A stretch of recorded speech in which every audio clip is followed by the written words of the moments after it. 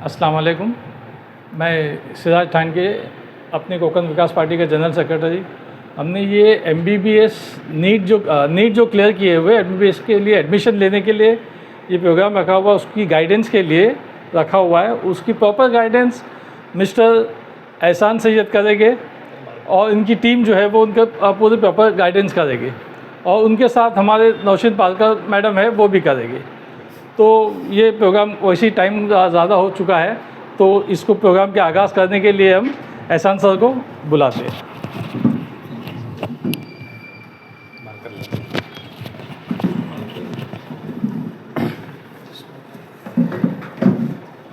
Thank you very much sir for inviting us.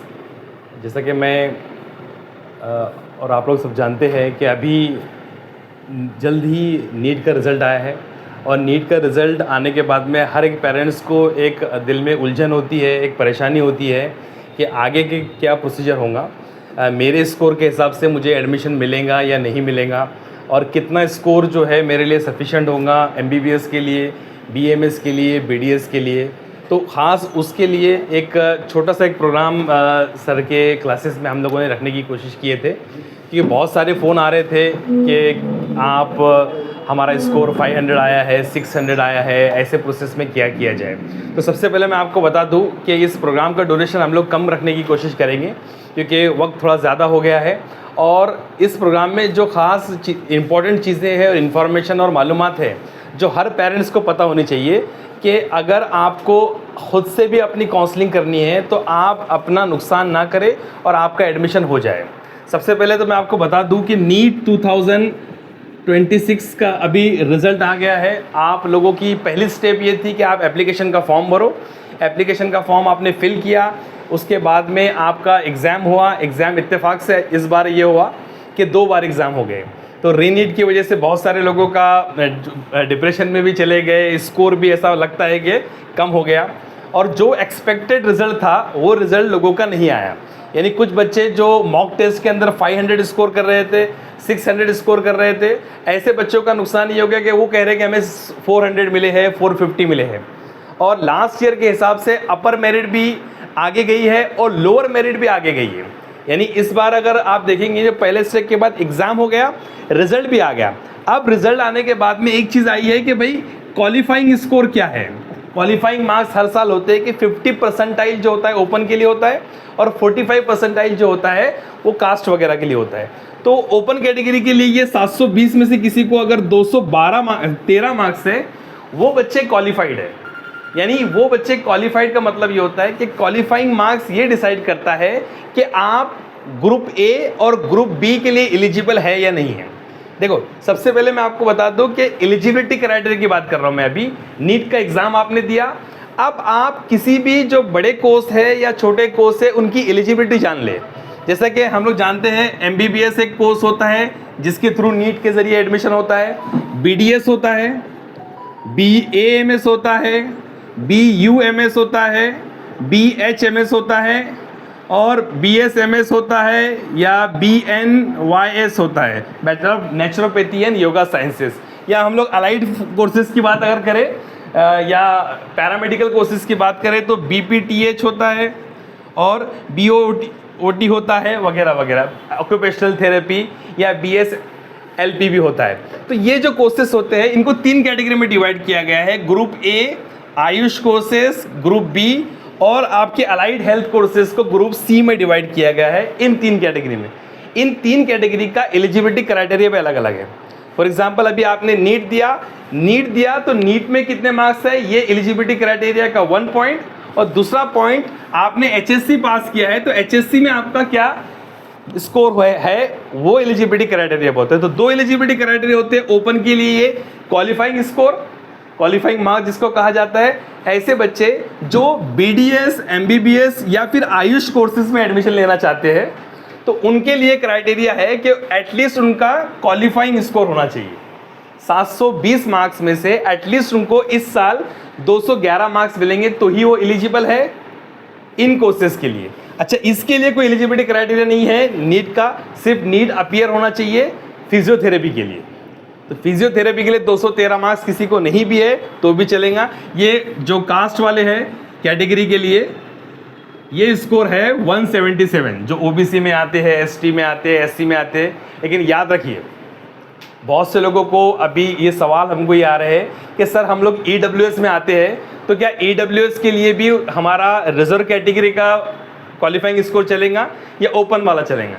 तो EWS के लिए आपका स्कोर जो है ओपन वाला ही चलेगा। ईडब्ल्यूएस जो है अभी अभी आया है, ये सिर्फ कास्ट वालों के लिए, इकोनॉमिकल वीकर सेक्शन का जो रिजर्वेशन है 10%, उसके लिए नहीं है। ईडब्ल्यूएस में भी अगर आते हैं तो आपका भी क्वालिफाइंग स्कोर 213 से ऊपर ही होना चाहिए, तब जाके आपको बीडीएस, एमबीबीएस या फिर आयुष कोर्सेज में एडमिशन मिल सकता है। ओके, और 12वीं में आपका पीसीबी का जो एग्रीगेट है वो 150 होना चाहिए। किसके लिए? एमबीबीएस और बीडीएस के लिए।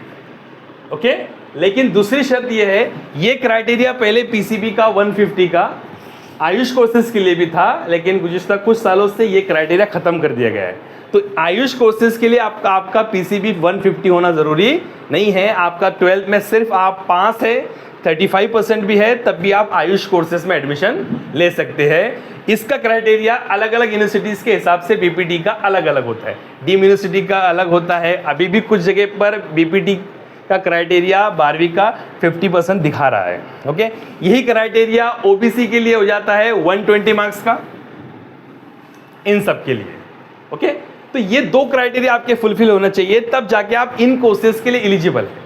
ओके, बहुत सारे बच्चों का हो सकता है कि क्वालिफाइंग स्कोर ना आया हो, तो निराश होने की ज़रूरत नहीं है। वैसे बच्चे अलाइड हेल्थ कोर्सेज के लिए, बीपीटी वगैरह के लिए एलिजिबल है। ओके, अब इनका जो प्रोसेस होता है वो जानना बहुत ज़रूरी है कि अब ऐसी बात नहीं है कि आपने एडमिशन ले लिया और आपका रिजल्ट आया और आप किसी कॉलेज में गए और वहाँ जाके आपने डायरेक्टली फॉर्म भर के एडमिशन ले लिया। इस तरीके का प्रोसेस नहीं होता है। मेडिकल के एडमिशन के लिए किसी की गाइडेंस की या आपको मालूमात की ज़रूरत इसलिए होती है कि थोड़ा कॉम्प्लिकेशन है इसमें। मेडिकल के एडमिशन में थोड़ा कॉम्प्लिकेशन होने की वजह से, क्यों? क्योंकि अलग अलग तरीके के एडमिशन्स होते हैं, एडमिशन्स के काउंसलिंग के राउंड्स होते हैं। वो जानना आपके लिए ज़रूरी है। वो समझ में आ गया तो आपकी सीट आप मार्क्स के साथ साथ सिक्योर कर सकते हैं। यानी ऐसा ना हो कि आपके अच्छे मार्क्स है लेकिन आपको मालूमात ही नहीं है कि रजिस्ट्रेशन कहाँ कहाँ करना है। फॉर एग्जाम्पल, आपको ये पता होना चाहिए कि कौन कौन से तरीके के रजिस्ट्रेशन होते हैं। अभी पहला फेज कंप्लीट हो गया, अभी आपको आराम करना है जब तक कोई नोटिफिकेशन नहीं आता है। नोटिफिकेशन किस चीज़ का? नोटिफिकेशन काउंसलिंग के रजिस्ट्रेशन का। ओके, तो सपोज मैं महाराष्ट्र की बात ले लूँ, हम महाराष्ट्र में रहते हैं, अभी मुंबई से हम लोग ये प्रोग्राम कर रहे हैं और मुंबई के बहुत सारे लोग हैं यहाँ पर। तो महाराष्ट्र में आप अगर देखेंगे तो आपकी काउंसलिंग कैसी होंगी, या फिर महाराष्ट्र के बाहर आउटसाइड महाराष्ट्र अगर आपको एडमिशन लेना है तो आपकी काउंसलिंग कैसी होंगी, अब्रॉड अगर जाना चाहते हैं तो आपकी काउंसलिंग कैसी होगी। ओके, तो इन सब के लिए कोई एक प्रोसेस नहीं है, सबके लिए अलग अलग प्रोसेस है। फॉर एग्जाम्पल, अगर आप बीडीएस में या एमबीबीएस में एडमिशन लेना चाहते हैं तो उसकी काउंसलिंग कैसी होगी, या फिर आप आयुष कोर्सेज में एडमिशन लेना चाहते हैं तो उसकी काउंसलिंग कैसी होगी, आप ऑल इंडिया कोटे में एडमिशन लेना चाहते हैं तो उसकी काउंसलिंग कैसी होगी। ये सारे सवाल जो है आपको इनके जवाब सही ढंग से मिलना चाहिए, इसीलिए इस प्रोग्राम को रखा गया है। इस प्रोग्राम का खास मकसद यही है कि बहुत सारे पेरेंट्स मालूमात होने के बावजूद भी कुछ तरीके से मिसलीड हो जाते हैं या उनसे कुछ चीज़ें छूट जाती हैं। ओके, तो ये जानना इसलिए ज़रूरी है कि आपको ये क्लियर हो जाए कि आपको कहाँ कहाँ पर रजिस्ट्रेशन करना है और कौन कौन से रजिस्ट्रेशन होते हैं। फॉर एग्जाम्पल, और वो जानने से पहले आपको ये जानना ज़रूरी है कि कॉलेजेस कौन कौन से होते हैं, कहाँ कहाँ पर। मैं अगर एमबीबीएस की बात ले लूँ तो कहाँ कहाँ पर एमबीबीएस अवेलेबल है और कॉलेजेस का टाइप क्या क्या है, क्योंकि आपका टाइप जानना इसलिए ज़रूरी है क्योंकि टाइप डिसाइड करता है उसकी फ़ीस। आपने बस आपका एमबीबीएस आपने एडमिशन ले लिया और आपने तेरना डाल दिया या केजे सुमैया डाल दिया और आपको मिल भी गया, लेकिन आप वहाँ पर जाएंगे तो वहाँ की फ़ीस 10 लाख होंगी, 12 लाख होंगी। लेकिन हो सकता है कि आपको अगर सही मालूमात होती तो आपको वो फ़ीस जो है वो 1,60,000 में हो जाता काम, या फिर फ़ीस लगती भी नहीं। तो इसीलिए ये जानना भी ज़रूरी है सबसे पहले कि रजिस्ट्रेशन कौन सा करना है, एडमिशन काउंसलिंग कैसी होंगी। उससे पहले हमारा क्या कहा मैंने आपको अभी, कॉलेजेस के टाइप कौन कौन से हैं। फॉर एग्जांपल एमबीबीएस की बात मैं ले लूँ या किसी भी BDS की बात ले लो, सबकी बात कर रहा हूँ मैं। ये सारे कोर्सेज के कॉलेजेस के टाइप्स होते हैं। पहला कॉलेज गवर्नमेंट कॉलेज या गवर्नमेंट एडेड कॉलेज, ऐसा कॉलेज जो गवर्नमेंट चलाती है, चाहे वो स्टेट गवर्नमेंट हो, चाहे वो सेंट्रल गवर्नमेंट हो या म्यूनसिपल कॉरपोरेशन हो। मुंबई के अंदर म्यूनसिपल कॉरपोरेशन चलाती है बहुत सारे कॉलेजेस, ओके, तो वो गवर्नमेंट एडेड कॉलेज या गवर्नमेंट कॉलेज आता है।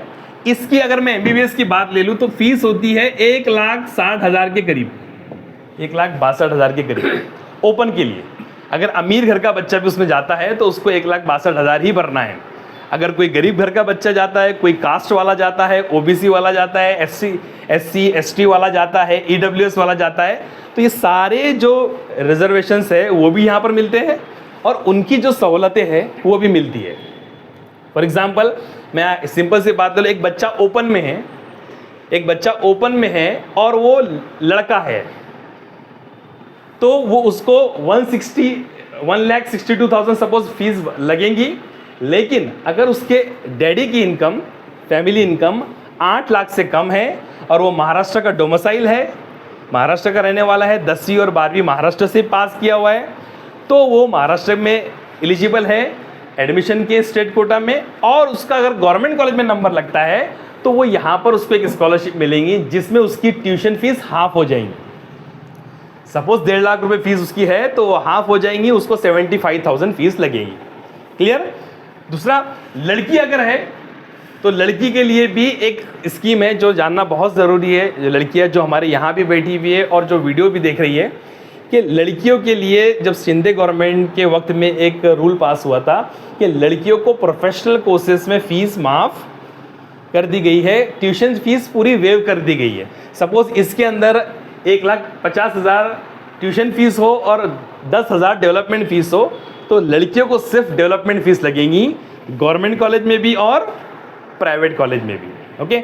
दूसरा टाइप है गवर्नमेंट का के अलावा जिसको हम लोग कहते हैं सेमी गवर्नमेंट, लेकिन सेमी गवर्नमेंट नहीं है, एक्चुअली 2 ही टाइप होते हैं, लेकिन यहाँ पर सहूलत मिलती है, यहाँ पर रिजर्वेशन मिलता है और स्कॉलरशिप वगैरह मिलती है, इसलिए इसको सेमी गवर्नमेंट कहा जाता है। तो ये सेमी गवर्नमेंट कॉलेज महाराष्ट्र के अंदर 21 है। वो कॉलेजेस के अंदर अगर आपका नंबर लगता है तो उसकी फीस जो होती है वो बड़ा फैक्टर होता है।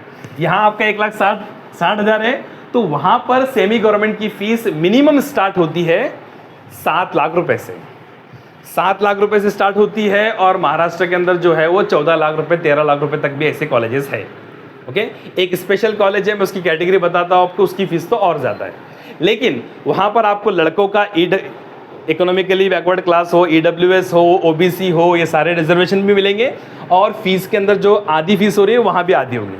लेकिन 7 लाख का आधा होना मतलब 3.5 लाख रुपए आपको लगेंगे, 14 लाख का आधा होना मतलब आपको 7 लाख रुपए लगेंगे। एनुअल फीस होगी या एनुअल फीस होती है। इसको मल्टीप्लाई कीजिए आप, अगर पैकेज निकालना है तो 4.5 से मल्टीप्लाई कीजिए। इंटर्नशिप की आपसे फीस के पैसे नहीं लिए जाते। कोर्स का ड्यूरेशन 5.5 साल का होता है, चाहे वो BDS हो, MBBS हो, BAMS हो, वगैरह वगैरह। ओके। तो ये होते हैं प्राइवेट कॉलेज, पूरा ईयरली फीस, ईयरली। ये सेमी गवर्नमेंट इनको कहा जाता है। प्राइवेट कॉलेज की और एक टाइप है कॉर्पोरेट कॉलेज जिसको कहते हैं हम लोग, वो है एक ही कॉलेज महाराष्ट्र में जिसका नाम है वेदांता कॉलेज। वो वेदांता कॉलेज की इस साल फीस है 17,25,000 रुपये, जहाँ पर कोई भी कैटेगरी का रिजर्वेशन नहीं है और वहाँ पर कट ऑफ इसलिए थोड़ा ज़्यादा जाता है, 1.5 लाख 1,42,000 तक 1,36,000 तक भी आपका एडमिशन हो जाता है। लेकिन पूरी की पूरी फीस भरनी पड़ती है, चाहे आप किसी भी कास्ट से बिलोंग करते हैं, और कोई भी स्कॉलरशिप आपको मिलती नहीं। तो वो देखकर आपको करना है, इसलिए इसको प्राइवेट कहा जाता है, प्योरली प्राइवेट जिसको कहेंगे हम लोग। और नेक्स्ट कैटेगरी है डीम यूनिवर्सिटी। डीम यूनिवर्सिटी जो होती है वो जो ऐसी यूनिवर्सिटीज़ होती है जो खुद अपना एग्ज़ाम वगैरह कंडक्ट करती है। जैसे कि आपने MGM का नाम सुना होगा, DY पाटिल का नाम सुना होगा। ऐसे महाराष्ट्र में अच्छी खासी यूनिवर्सिटीज़ है, कॉलेजेस है, जिनको डीम यूनिवर्सिटी के कॉलेजेस कहा जाता है। वहाँ की फ़ीस मिनिमम 22 लाख से स्टार्ट होती है। तो अगर आपका बजट बहुत ज़्यादा है तो आप इन कॉलेज के बारे में सोच सकते हैं। तो ये सारे जो कॉलेजेस मैंने आपको बताया, ये कॉलेजेस के टाइप्स हैं। अब आपको ये देखना है कि मेरा बजट कितना है, मैं अगर मेरा एडमिशन होता है तो क्या मैं कितना बजट अफोर्ड कर सकती हूँ या कर सकता हूँ, ये मेरे लिए जानना बहुत ज़रूरी है। ओके। अब मुझे ये पता चल गया कि नीट का क्वालिफाइंग क्राइटेरिया क्या है, नीट किन कोर्सेज के लिए होता है, और नीट के लिए कौन कौन से कॉलेजेस के अलग अलग टाइप्स है। अलग अलग कॉलेज के टाइप्स इसलिए जानना ज़रूरी है कि इसमें फीस में बहुत ज़्यादा डिफरेंसेस होते हैं। ओके, अब इनका एडमिशन प्रोसेस कैसा होगा वो हमारा अगला टॉपिक है कि काउंसलिंग के प्रोसेस में मुझे अगर जाना है, सपोज मुझे महाराष्ट्र का गवर्नमेंट कॉलेज चाहिए केम हॉस्पिटल, या जेजे में मुझे एडमिशन चाहिए, तो सर मुझे एडमिशन का रास्ता क्या होगा। ओके, तो वो रास्ता मैं भी एक्सप्लेन करता हूँ आपको। ये कॉलेजेस में एडमिशन के लिए आपको देखना है कि सपोज मैं महाराष्ट्र की बात ले लूँ तो महाराष्ट्र में 2 तरीके के कॉलेज या 3 तरीके के कॉलेज हैं। गवर्नमेंट कॉलेज भी है, सेमी गवर्नमेंट कॉलेज भी है, और प्राइवेट कॉलेज भी है जिसको कॉर्पोरेट कॉलेज बोला मैंने, और डीम यूनिवर्सिटीज़ भी है। ओके, इनमें अगर एडमिशन चाहिए आपको तो इनमें प्रोसेस क्या होगा। ओके, तो सबसे पहला रजिस्ट्रेशन जो आपको करना है ना, वो रजिस्ट्रेशन करना है अगर आप महाराष्ट्र को बिलोंग करते हैं और महाराष्ट्र से आपने 10th किया है, महाराष्ट्र से आपने 12th किया है, और महाराष्ट्र का डोमिसाइल सर्टिफिकेट आपके पास में है। महाराष्ट्र में मैं आपको बता रहा हूँ सबसे पहली काउंसलिंग कौन सी हो रही है, स्टेट गवर्नमेंट की counselling, state counselling. State counselling किसके लिए, महाराष्ट्र के लिए। वैसे अलग अलग स्टेट्स के लिए अलग अलग स्टेट काउंसलिंग होंगी। अगर आप महाराष्ट्र से बिलोंग करते हैं तो मैंने स्टार्टिंग किया स्टेट काउंसलिंग से। ओके, सिमिलरली अगर आपको महाराष्ट्र में जितने कॉलेजेस हैं उनमें एडमिशन चाहिए तो आपको स्टेट काउंसलिंग चाहिए। अब उसमें कौन कौन से कॉलेजेस आते हैं मैं आपको बताता हूँ। सिमिलरली अगर आपको गुजरात का गवर्नमेंट कॉलेज चाहिए, यूपी का गवर्नमेंट कॉलेज चाहिए, दिल्ली का गवर्नमेंट कॉलेज चाहिए, जामिया चाहिए, अलीगढ़ मुस्लिम यूनिवर्सिटी चाहिए, बनारस हिंदू यूनिवर्सिटी चाहिए, तो उस केस में आपको ऑल इंडिया काउंसलिंग में पार्टिसिपेट करना पड़ता है। उस काउंसलिंग का नाम होता है एमसीसी, ऑल इंडिया लेवल की काउंसलिंग के लिए यहाँ से एडमिशन होते हैं, जिसमें आप अपने स्टेट के अलावा अलग अलग स्टेट में भी एडमिशन ले सकते हैं। क्लियर। और आयुष कोर्सेज के लिए उसी तरीके से ऑल इंडिया के लिए AA CCC करके एक काउंसलिंग का पोर्टल है, वहाँ रजिस्टर करना पड़ता है, और स्टेट गवर्नमेंट के लिए तो आयुष का अलग होता है जी। और अलग अलग स्टेट में अगर आपको चाहिए एडमिशन, सपोज आपको एडमिशन चाहिए कर्नाटका के स्टेट कोटे में एडमिशन चाहिए, तो आपको अलग अलग स्टेट की अलग अलग अदर महाराष्ट्र स्टेट जो होती है वहाँ पर अलग अलग जगह जाके रजिस्ट्रेशन करना होता है। क्लियर। तो कितने तरीके के रजिस्ट्रेशन हो गए आपके। एक रजिस्ट्रेशन महाराष्ट्र के कॉलेज के लिए, कौन से कॉलेज के लिए होगा मैं बताता हूँ अभी। दूसरा रजिस्ट्रेशन ऑल इंडिया कोटा के लिए। ऑल इंडिया कोटा मतलब हर स्टेट के अंदर जो गवर्नमेंट कॉलेज है उनमें 15% सीट के लिए, और डीम यूनिवर्सिटी के लिए बताता हूँ मैं भी। दूसरा रजिस्ट्रेशन होता है आपका, अगर आयुष कोर्सेज में जाना है आपको तो AA CCC का, या फिर अदर स्टेट्स में आपको एडमिशन चाहिए कर्नाटका वगैरह में या फिर तमिलनाडु में, तो उनके स्टेट का रिस्पेक्टिव रजिस्ट्रेशन आपको करना है। मैं सबसे पहले स्टार्ट करता हूँ स्टेट काउंसलिंग से। मैं महाराष्ट्र की बात कर रहा हूँ। अगर आपको महाराष्ट्र में एडमिशन चाहिए और महाराष्ट्र की गवर्नमेंट कॉलेज की 85% सीट के लिए जो रजिस्ट्रेशन होता है, मतलब अगर मैं केम कॉलेज की एग्जांपल ले लूँ, केम हॉस्पिटल के अंदर 100 सीट है, तो 100 सीट में से 85% सीट किसके लिए है, सिर्फ और सिर्फ महाराष्ट्र के बच्चों के लिए। उसमें अदर स्टेट के बच्चे बिल्कुल भी नहीं आएंगे। ओके, तो ये हमारा फ़ायदा होता है, क्योंकि हमको ये भी जानना ज़रूरी है कि कुछ स्टेट जो होते हैं क्लोज्ड होते हैं और कुछ स्टेट जो होते हैं ओपन होते हैं। मतलब अगर क्लोज स्टेट है महाराष्ट्र, तो उसका मतलब ये होता है कि यहाँ पर सिर्फ और सिर्फ महाराष्ट्र का डोमिसाइल का बच्चे का ही एडमिशन होगा, दूसरे बच्चे का एडमिशन नहीं होगा इन 85% सीट के लिए। बाकी 15% कहाँ जाएंगी मैं वो बताता हूँ आपको। और दूसरा, सेमी गवर्नमेंट जो कॉलेजेस होते हैं, या फिर सेमी गवर्नमेंट या प्राइवेट कॉलेज, जो सारी कैटेगरी आ गई, अभी ये और ये कैटेगरी, इनके 100% एडमिशन जो है वो किसके थ्रू होंगे, स्टेट काउंसलिंग के थ्रू। यानी आपको KJ सुमैया में जाना है, या फिर आपको तेरना में जाना है, या फिर आपको किसी और प्राइवेट कॉलेज में या वेदांता में जाना है, तो वहाँ की 100% सीट की काउंसलिंग जो किसके थ्रू होंगी, स्टेट महाराष्ट्र स्टेट काउंसलिंग के MahaCET पोर्टल के थ्रू। ये एक वेबसाइट है, यहाँ जाकर आपको रजिस्ट्रेशन करना है। ओके, तो ये 2 चीज़ के लिए आपके एडमिशन के लिए कहाँ जाना है आपको? महाराष्ट्र। अब आप सोच रहे होंगे सर महाराष्ट्र में तो MGM भी है,